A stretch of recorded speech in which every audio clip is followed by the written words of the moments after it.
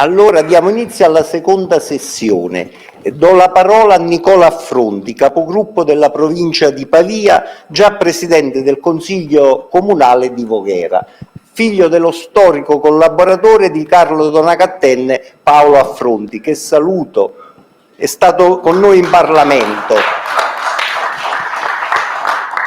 Grazie mille. No, io innanzitutto ringrazio per la presentazione e soprattutto ringrazio Gianfranco Rotondi, perché quando mi ha chiamato mi ha fatto molto piacere, quando a giugno ci siamo sentiti,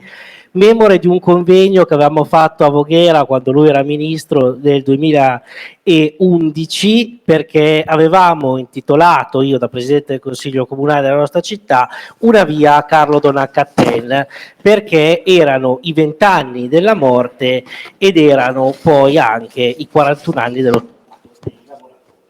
e quindi Donat-Cattin, il titolo del convegno, Donat-Cattin, il ministro dei lavoratori. Perché io voglio ricordare Carlo Donat-Cattin come... La voce, forse è spento, qualcuno che controlli il telefono. C'è un microfono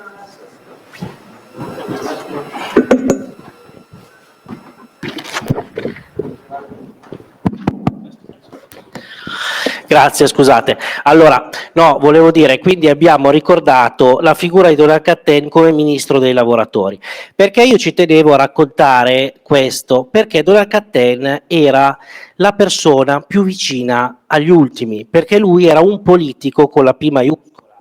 Perché lui era uno di quelli che oggi non esiste più, perché vedete voi un ministro che va nel suo collegio tutti i weekend a incontrare la sua gente, quelli che l'hanno eletto. Oggi forse ci si dimentica anche da dove si viene eletti, dal collegio in cui si viene eletto. Io me lo ricordo perché da bambino, per stare insieme a mio padre che faceva il suo segretario particolare, tutti i weekend eravamo in giro ad Alba, che era il suo collegio senatoriale, e Donat-Cattin riceveva le sue persone, i suoi elettori, ma chi gli amministratori, la gente semplice del suo collegio, nel suo ufficio, e poi si andava alle varie manifestazioni del territorio, perché lui non dimenticava che era prima di tutto senatore di quel collegio e quindi doveva qualcosa a quella gente, a quel collegio. E il Donat-Cattin politico, io l'ho visto anche nei ricordi postumi di chi con noi veniva e lo seguiva, no? Che ricordava negli anni come Donat-Cattin chiedesse l'opinione di tutti e poi diceva la sua, perché Donat-Cattin era uno propenso all'ascolto della gente, non era uno come i politici di oggi che viene e racconta qual è il suo verbo preso magari dal sentiment dei sondaggi per carpire qualche punto percentuale in più, ma ascoltava i bisogni dei territori, i bisogni dei sindacati, degli imprenditori, di tutto quello che era il tessuto produttivo locale e non so. E non solo. Quindi da ministro del lavoro io lo ricordo come ministro che è stato vicino alle crisi aziendali, come ministro che ha fatto anche diverse rinnovi contrattuali e come bambino, perché Donat-Cattin muore il 17 marzo del 91, io avevo 9 anni, quindi me lo ricordo quando da bambino venivo a San Vincent, al Grand Hotel Biglia, agli ultimi convegni di Forze Nuove, dove c'erano tutti questi personaggi che venivano a rendere omaggio, è vero, a un capo corrente della DC che rappresentava l'8-10%, ma al grande politico, perché quella era una scuola di formazione politica come poche ce n'erano anche allora. E io mi ricordo che insomma da bambino poi personaggi che ho visto anche dopo, perché mi ricordo Martinazzoli, e poi l'attuale Presidente della Repubblica, Sergio Mattarella, che era ospite ai convegni di San Vincent. E quindi lì si faceva formazione, un'attività che la Fondazione Donat-Cattin ha continuato anche dopo, portando tanti giovani proprio per portare avanti quello che era il pensiero di Carlo Donat-Cattin, che era formare i politici, perché senza formazione purtroppo i risultati oggi si vedono, perché la gente non fa più gavetta, non viene più diciamo, dalle elezioni dei consigli comunali, poi dalle province, poi in regione, poi se riesce va in Parlamento, capita per sbaglio magari in Parlamento e segue quello che è l'ondata del momento, adesso c'è l'ondata populista o altri tipi di ondate, arriva lì e poi come meteore finiscono, però non lasciano nulla alle nuove generazioni, alla politica, perché si limitano magari a votare quello che gli dice il loro leader, senza portare proposte o fare quello che Donald Catten e tutti gli altri politici una volta forse facevano, cioè portare risorse sui territori. Perché non dimentichiamoci che la politica è servizio, come è già stato detto, e se la politica è servizio, è essere al servizio della tua gente, del tuo territorio,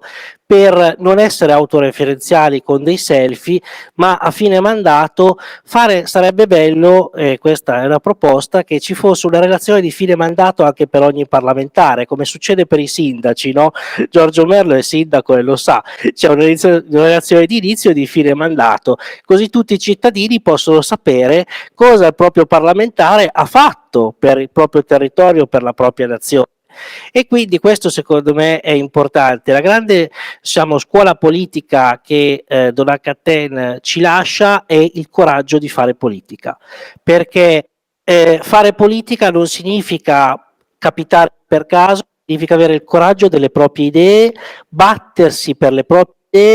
perché se ci si crede nelle proprie idee e le proprie idee sono valide, bisogna anche rischiare il proprio posto politico per combattere fino all'ultimo momento per portarle e farle vincere le proprie idee. Questo è, secondo me, Donald Catten. Donald Catten era un politico e era capace di fare politica perché era quei politici che sapevano picchiare i pugni sul tavolo in maniera educata, ma portando a casa i risultati, non come oggi che si urla, poi si dicono i mai più e poi il giorno dopo il mai più è l'accordo fatto con chi si è detto dall'altra parte mai più con. E quindi coerenza e soprattutto valori che oggi forse sarebbe meglio tornassero, e quindi questo è il mio ricordo di Carlo, e però voglio concludere anche con un Carlo umano. Io ricordo che quando avevo 6 anni ero finito in ospedale e papà e mamma naturalmente erano preoccupati, no, della mia salute, e papà mi portò una lettera scritta a mano da Carlo Donat Catten, che allora era ministro della salute, della sanità, che si chiamava così, e scrisse una lettera di stampatello, disse, che ce l'ho ancora adesso: caro Nicola, tu sei in ospedale, anch'io sono in ospedale, papà è preoccupato soprattutto per te ma anche per me, usciamone presto, usciamone insieme, un grande abbraccio. Questo era Carlo Donat Catten umano.